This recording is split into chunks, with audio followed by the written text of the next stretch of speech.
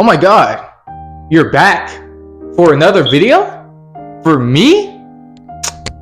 I'm flattered. But we're gonna have to put all of the lovey-dovey shit aside because your Professor Don came strictly on business. Now, today we're gonna be getting into some more fundamentals of Japanese, and we're gonna be getting into the K system. I don't know if that's an actual thing or if I made it up, and I'm very proud of myself for making it up, and I'm going to say that I made it up. It's trademarked already.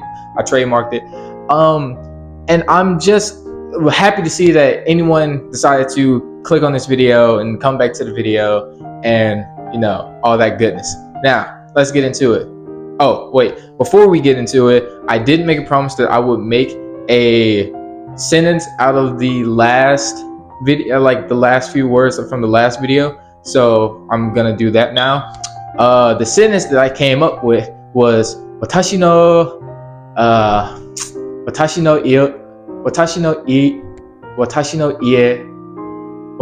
ie wa aoi desu. Ao desu. Watashi no ie wa ao desu. Japanese is hard. As you can clearly see, I'm struggling.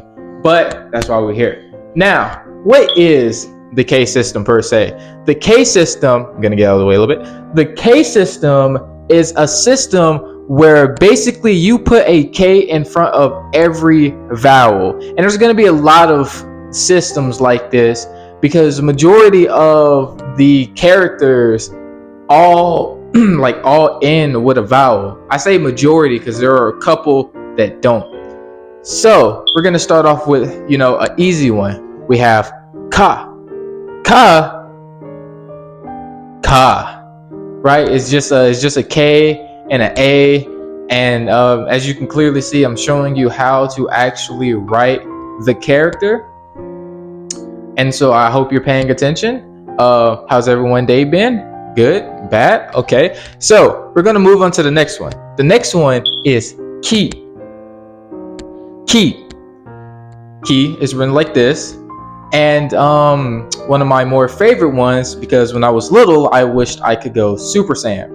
And still have never fulfilled that dream, but you know, I'm holding out hope every single day. Now, the next one we have is ko. Or ko. Like ko, like, you know, K-O, ko.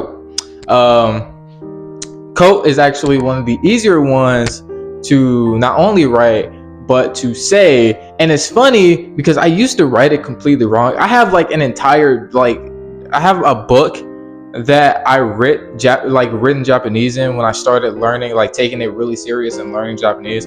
And not only was my handwriting completely hot garbage, I might show it to you like one day. Not only was my handwriting completely hot garbage, but it was also just like it was wrong, right? Because I was writing the characters in a way that the characters look like when they're typed. But you don't do that, because apparently typed Japanese is a lot different than written Japanese. Not a lot different, but there's a little difference. And in hindsight, that's really not that crazy, especially considering that, you know, the American language also has characters like that, like the A and the G. They're typed way differently than they're written. So we've seen ka, we've seen ki, and we've seen ko. Now we have ke, which is, you know, ke. Not a lot to say about ke. Ke feels like he's more of like the singled out cousin that comes around every so often. And you gotta love the guy, but it's like, man, you don't really notice him that much.